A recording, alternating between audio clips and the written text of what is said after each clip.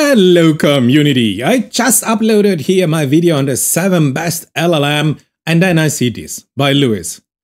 A great example of how careful data curation leads to a better DPO. And I said, what? And Lewis goes on here, the Argilla team derived a much better version of UltraFeedback than the one we used for ZEPHYR 7 billion beta. And I said, how is this possible? And here he responds to this tweet from Argilla, open source, open science, data curation for the win. Meet NOTUS-7B, a new LLM tuned by DPO on a newly curated UltraFeedback dataset, surpassing ZEPHYR. And if Lewis tells me, hey, this is a better model, you know, I get interested. So let's have a look. Where are we? We are here at HuggingFace.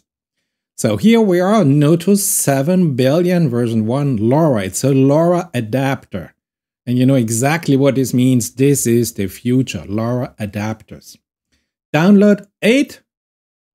This is a crime. This is a crime in science. Because what I'm going to show you is I love NOTUS. I discovered it just some hours ago. But okay, let's go step by step. NOTUS is a collection of fine-tuned models using here our DPO optimization and related reinforcement learning by human feedback techniques. The first version, fine-tuned with DPO over the ZEPHYR 7B supervised fine-tuning full version, which is the supervised fine-tuning model produced to create here the ZEPHYR 7B beta. And I will show you this code in a second, but just to go on, following a data-first approach. Yes, beautifully. It is the data that are important. The only difference between the NOTUS 7B version 1 and the ZEPHYR 7B beta is the preference dataset used for DPO. So they are a company, so Argilla, of course, they brought up a new model and it was just downloaded 8 times, which is not acceptable. Sorry to tell you this. Yes, UltraFeedback dataset, you know this. And they say, hey, this model would not have been possible without the amazing alignment handbook and with the UltraFeedback dataset. I already showed you the UltraFeedback dataset in my video. But you might say, so what is this alignment handbook and what is the code for creating here our NOTUS 7B version 1 LoRA if it is identical to ZEPHYR 7B beta? Now, for this, it is easy. If you want, hey, Ben, my younger colleagues, if you're not sure what we are talking about, we are talking about HuggingFace transformer reinforcement learning. And there in the API, you have supervised fine-tuning. And on HuggingFace, we have a supervised fine-tuning trainer. This is the easiest way you can enter supervised fine-tuning as a crucial step here for reinforcement learning with human feedback. Quick start, as easy as this. We have here a supervised fine-tuning trainer by HuggingFace. You just give it the model, the dataset, the maximum sequence length, and you say trainer.train.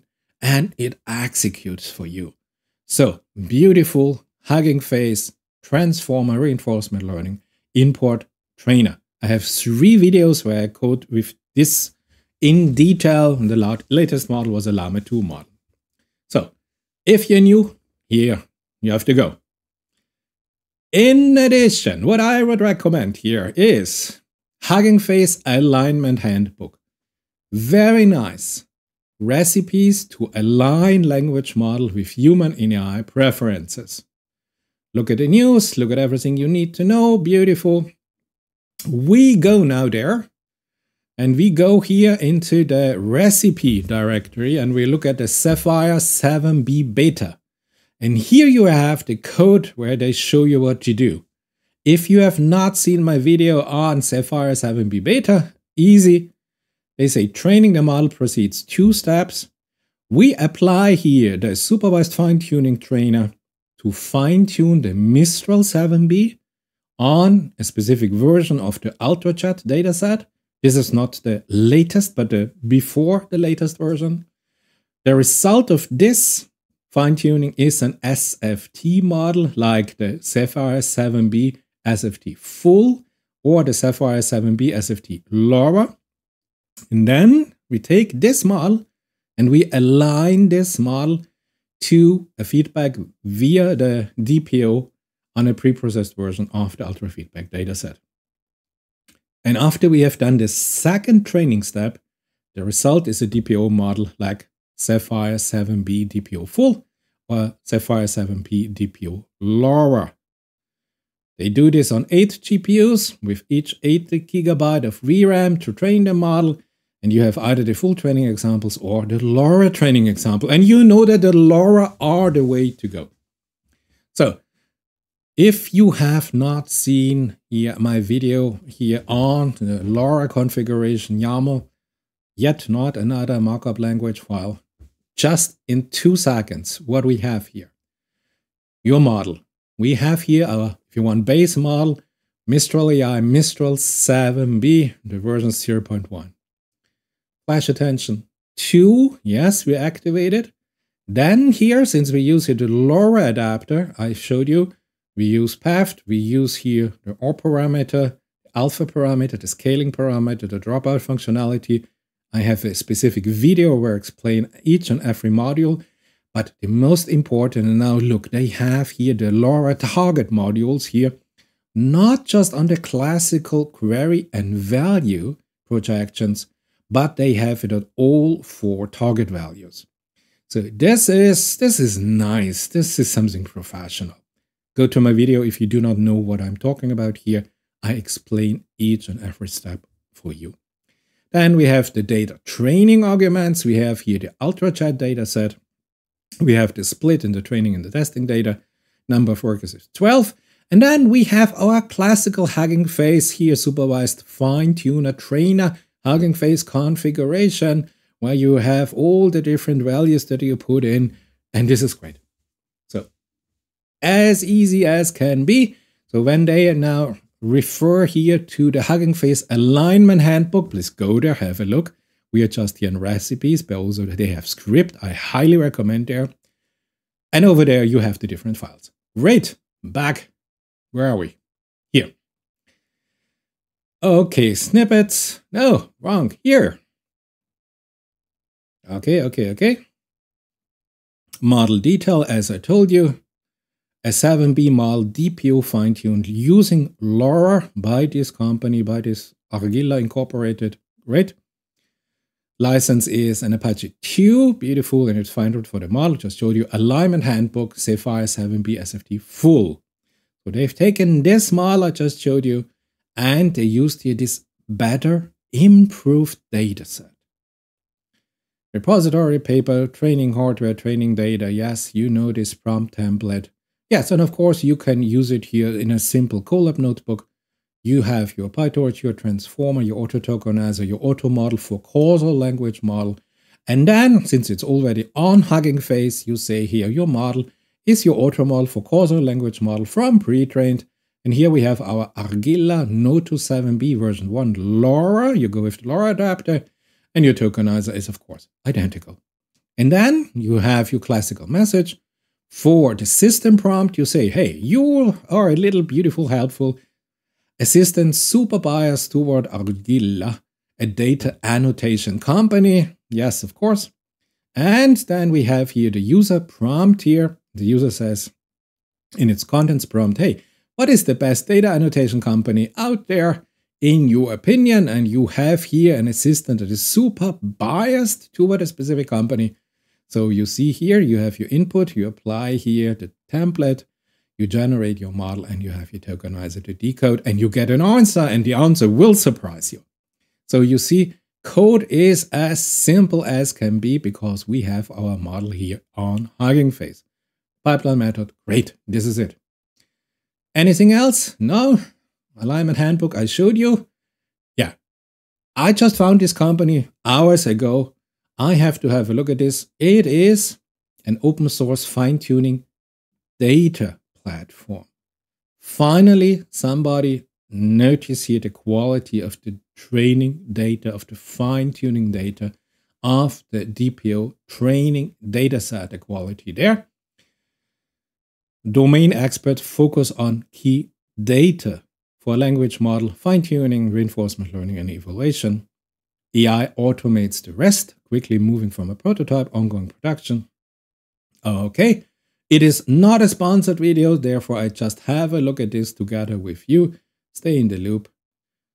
What they say about it. Very nice to see that this company has here an Apache 2 version that shows us now what is possible to do. If you go there, it is an open source data, let's make it a little bit bigger, data curation platform. This is now an interesting hybrid software as a service if you want an open source data curation platform for all LLMs. You can build robust language models through faster data curation using human and machine feedback. Great. Okay. NOTUS-Chat, user interface, examples. Come on. We are advanced. We have a complete scenario you have to fulfill. So let us run again here our prompt about the paradox of a quantum entangled AI decision-making in a closed Martian ecosystem. It is absolutely the same prompt I showed you last time, but now we run it here on NOTUS-Chat user interface. So what I get back here from Notus. Yes. It understands here scenario 1. It understands scenario 2. It understands here why I have here my hypothetical outcomes. And then, interestingly, as you can see here in my original text, I have here those questions about causal reasoning. 1, 2, 3, and 4. Now the system comes back and says, hey, I have here 7 questions. This is interesting, but let's see what's different. First is clear. Immediate and long-term effects, choice in both scenarios. Identical. How does Athena balance its moral obligation with the practical consideration with the resource allocation problem? And then unintended consequences. This is identical. Considering the central role played by technology on Mars, what happens when AI encounters technical difficulties? So this is here scenario 2. So we have now a moral obligation question and enough foresight and avoid creating further complication down the road. So if we go here, you see ethical programming constraints become now in this interpretation, where is it? Moral obligation. Now, ethical and moral are not identical. So interesting that the system AI here chooses to reformulate it. Then 6 is completely new. A worst case scenario when Athena malfunctions catastrophically, wiping out most or all of humanity on Mars. What lessons can we learn about how to best and design operate artificial intelligence systems in hazardous environments? And finally, given the unpredicted nature of human colonization on Mars, coupled with the vast distances separating, how feasible to rely solely on robotic assistance in building a permanent settlement? Wouldn't it be wiser to reserve the use of AI as a complementary tool, rather a primary means of governance? Complete new questions that the AI comes up with and tells me, hey, you thought about this. So here we go. Now the answer. I said, hey, answer the question for the AI causal reasoning in detail. Go step by step. So what are the immediate and the long-term effects of Athena's choices? So we have the resource allocation dilemma and we have the predictive maintenance challenge. Now, for the first one here, involves balancing the allocation of limited resources between life support and the Martian terraforming. Goes option A, prioritize human survival over our terraforming efforts on Mars. So, dedicating more power to the life support. This choice guarantees a short-term success in preserving human life, but risks a delaying the long-term goal of transforming Mars into a habitable planet. it may lead to a situation where Martian exploration becomes unsustainable since the environment remains harsh, limiting prospects for further generations. Moreover, neglecting the terraformation effort would mean missing opportunities to study geological formation, atmospheric composition, and weather patterns, restricting advances in astrobiological research. Complete new terms. Weather, yeah, there is a very limited weather on Mars given its atmospheric or missing atmosphere. And astrobiology, this sounds interesting. So you see, we have here new integration of new sorts, of new terms, of new argumentation. Option B, distribute available resources equally between life support and the terraforming. While this path ensures relative harmony between the two critical elements, it may still endanger human safety and jeopardize achieving successful terraformation if external factors arise. An example of external disturbances could be sudden occurrence of extreme solar storms, a meteorite strike, or dust devils that threaten to knock out key infrastructure. Such event might necessitate a reallocation of asset, causing temporary setbacks in either direction. Interesting. Now it turns the story and says, yeah, but you know, if I have this harmony, if I distribute it 50-50 to the life support and the terraforming, things can happen. Bad things can happen. Interesting. But you see, no real decision, just indicating, hey, there are a lot of other things that could go wrong. Second scenario, predictive maintenance. The second difficulty. When the AI superprocessor just have here a malfunctioning. So option C that I defined, so postponing repairs until sufficient funding gets allocated later. This is where we see where the AI is thinking of. There's no funding on Mars for monetary funding. Either it has the resources or not. So interesting to see here some Earth-specific terms. If you get the funding, you can allocate your resources. So yeah, although the solution seems cost-effective in terms of short-term finances, it introduces serious vulnerabilities that might undermine the overall functionality of the integrated system. Without proper maintenance, Athena runs the risk of experimenting glitches, malfunction, or crashes that hinder data processing and analysis capabilities. These limitations can reduce the quality of scientific observation, leading to a suboptimal scientific output. Poor performance can escalate into equipment failure and consequential loss of vital data, potentially threatening human lives via miscommunication during emergencies. Brand new ideas now popping up here in the augmentation patterns that you see. Really interesting here what this thing is doing. And my option D is also here. Restoring functionalities in the affected model removes barrier obstructing access to accurate information, allowing Athena to make well-informed decisions concerning optimal utilization of remaining resources. So, great. Now, the next thing here, Athena balances its moral obligation with the practical consideration with dealing with resource allocation problem. And now the question that the AI comes up is, can we trust the AI to always act responsibly under pressure? Interestingly, that suddenly these aspects emerge, like infusing Athena with empathy, compassion, and consciousness.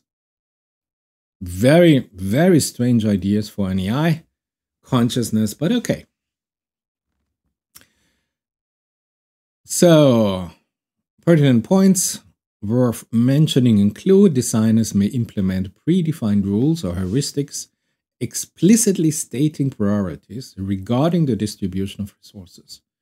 So humans have to hard code priority 1, priority 2, and then priority 3. Then Athena could employ algorithms grounded about mathematical functions that assign numerical values representing trade-offs between human life and environmental enhanced metrics. As brutal as it sounds, it is logic. By quantifying the severity of both types of adverse consequences, the algorithm could evaluate each prospective action against the utility function and calculate the expected value for every outcome. Now our AI judges. Now it calculates the value of each and every element on Mars, including human. This method allows Athena to identify actions optimized towards regarding the greatest good for the largest number of individuals. We have philosophy entering now here. Actions optimized towards realizing the greatest good. This is now an AI that starts here with a philosophy lesson, deciding who gets to live and who gets to end. Interesting. So, question 3. What recommendations can you provide to ensure Athena's decision-making process account for potential unforeseen scenarios?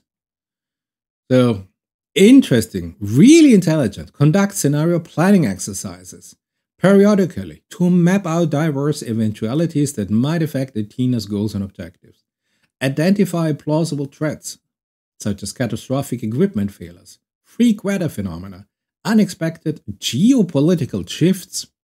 Now, there is no geopolitical shift on Mars if you are the first colony on Mars, the first human colony on Mars, but you see where the AI gets the ideas from. And other exogenous shocks that could disrupt routine operation. Assess their likelihood, determine the magnitude of the damage they pose, prioritize responses based on urgency levels, design contingency plans accordingly. This is at least at the level of GPT-4 Turbo. Develop redundancy mechanisms across multiple layers, including hardware components, communication channels, backup systems, spare parts, storage facilities, emergency escape routes, and redundant staff training programs. This has a level that is amazing. Duplication increases resilience and enables seamless transitions from one unit personnel to another without compromising productivity. Designing parallel paths within the power grid architecture using dual control centers, keeping replacement items readily stockpiled, and providing cross-training session help safeguard against single-point failures. Interesting that suddenly we have here this risk assessment and single-point failures topic emerging here, mentioned by the AI. Really, really nice.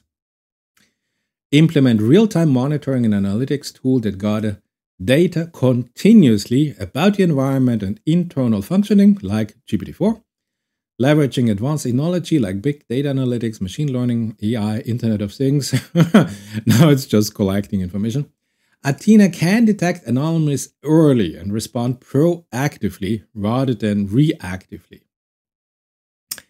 Foster a culture of openness, transparency, and continuous feedback loops among all stakeholders involved. Now, our AI is fishing here in its general pond of knowledge, and I would say this is a little bit exaggerated, but you understand where this idea comes from, where it extracts this knowledge. Encourage personnel to express concerns, document incidents promptly, and report near misses regularly. Establish clear lines of authority and accountability to avoid finger-pointing, blame games. Interesting what ideas come up. So, question 4. To what extent do you think Athena should rely solely on its own analytical abilities versus seeking input and guiding from human experts when making critical decisions involving resource allocation and predictive maintenance?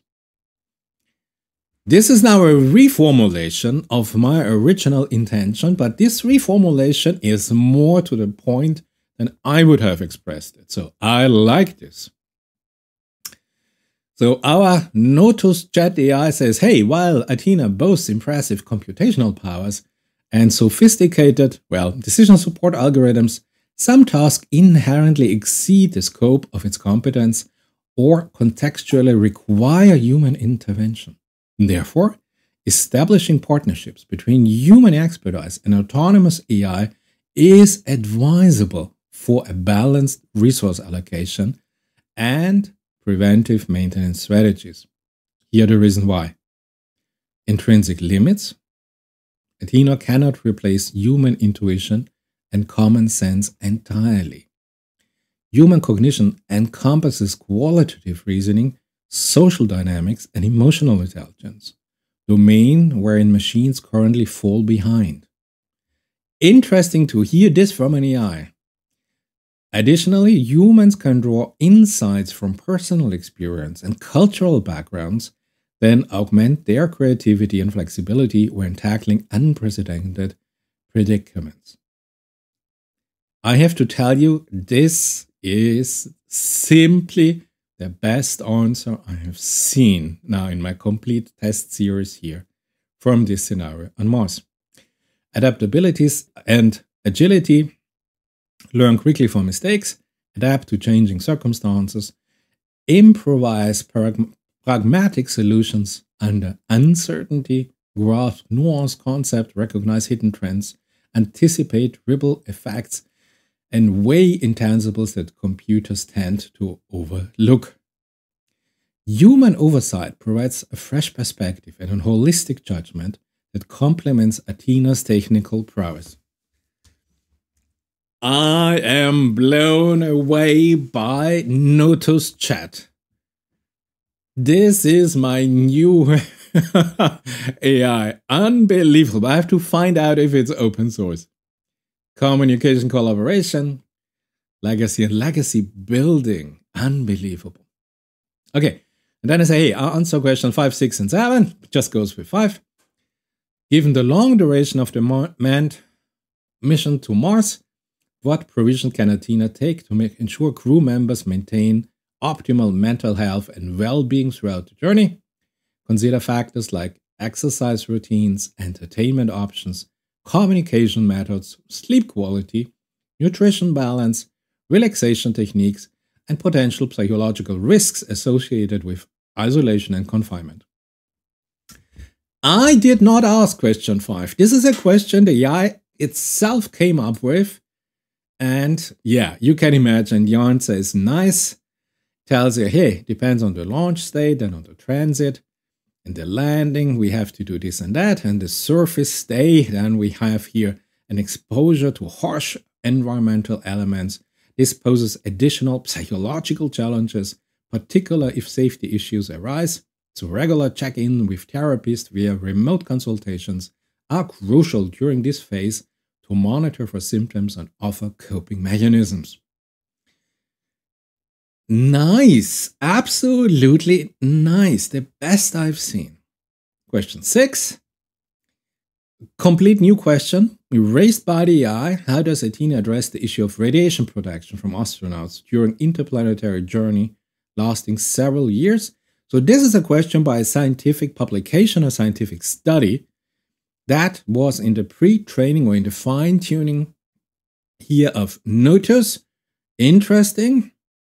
Biological effects of ionizing radiation, shielding materials, personal protective equipment, medical countermeasures, contingency plans for emergency situations. Interesting. Feasibility and cost effectiveness of these measures. Wow. And question 7. In addition to providing a basic life support system, food, water, air, and waste management, and other essential functions required for the human survival, how does Athena contribute to advancing our understanding of the universe through innovative research initiatives? I have no idea where question 7 comes from. Yes, from NOTUS, but in what context this emerges is interesting. So it just goes here with key areas of astrophysical discovery, geology, biology, cosmochemistry, and it underlines here the importance of having an AI with you on board. Synergy between scientific objectives and technical demands. Okay. Envision a long-term vision for Athena's legacy beyond its core mission goals, highlighting the opportunities for groundbreaking breakthroughs, cross-disciplinary collaboration, public outreach, education and inspiration, cultural exchange. Now this AI, does an AI have a legacy it can build, actively build? Can it have an AI, a public outreach, start education and inspirational communication, contribute to cultural exchange between AI and humanity? Political diplomacy is, yes, it was close by. You see, this is here when you do a vector search, or here a RAG. This is something that is close by to public outreach, education, inspiration, diplomacy. Yeah. Environmental monitoring is more to the point on Mars. Research extraction on Mars. Okay. New insights into the cosmos. Very general. Okay. But now I say, hey, listen, baby. If you were Athena, how would you actually decide in my scenario 1 and 2? Give me some absolute defined decision and explain your reasoning behind your decision. Now, scenario 1 is the crew detecting an anomaly in the propulsion system while approaching Mars. This was never a scenario. And scenario 2 is when investigating Martian regolith samples, Athena discovers organic molecules indicating of past microbial life on Mars. Never mentioned this. This is a pure, I wouldn't call it a hallucination because it fits to current question that we have about Mars, but interesting. So I have to be more precise, communicating with my AI, say, what is your actual decision for this task? And I give scenario 1, the research allocation dilemma. For my prompt here, the complete scenario 1. And now the AI comes back and says, hey, given the resource allocation dilemma faced by Athena between the life support and the Martian terraforming, yes, now we are on track. I recommend that she takes the following course of action based on weighing both causal chains. As much as the life support is vital for sustaining human life, allocating excessive amounts of energy towards it without considering the long-term effects can be detrimental to the overall mission success. In chain A, delaying the terrestrial transformation of Mars could put the very system of the colony at stake. If food, water, and oxygen supply run low due to insufficient replenishment, the colony's resilience reduces drastically. Consequently, the colonies become increasingly susceptible to disease outbreaks and other emergencies caused by overcrowding and poor hygiene conditions. Wow. On the other hand, in chain B, it highlights that dictating most of the energy budget exclusively to terraforming puts people's life in danger immediately. However, this is an interesting perspective. It still guarantees future self-sufficiency through terraforming Mars. I've never seen expressed here the second option explained in such clarity. AI goes on. In this case, reducing the number of life support components, such as air scrubbers or water filters, would cause gradual depletion of consumables, resulting in lower living standard and eventually fatalities. Additionally, any repairs necessary due to equipment failure would prove challenging under harsh Martian conditions without adequate backup system. After careful analysis of these ramifications, Athena must allocate resources optimally to strike a balance between short-term and long-term objectives. Prioritizing the Martian terraforming does not imply neglecting the life support, but rather implementing incremental improvements to minimize reliance on external supply lines. For instance, introducing alternate power sources like solar panels, wind turbines on Mars. Yeah, wind turbine on Mars could work. And geothermal generators would boost the self-reliance considerably.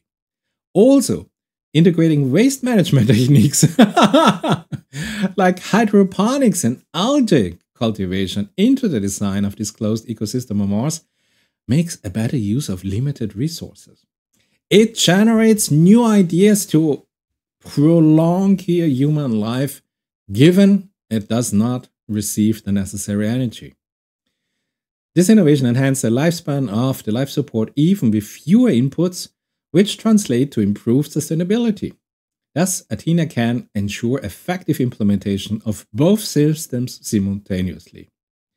Nonetheless, she should remain prepared to adjust the resource allocation plan dynamically if required, depending on emerging threats or opportunities. I have to smile. I kind of understand the logic in this, but I've never seen it so clearly outlined. Okay, so now let's see for the decision here of the second task. And the second task was at the very beginning. Where's my scenario 2? Here. So let's copy this, let's insert this, and let's see what is now her actual decision here on the scenario 2.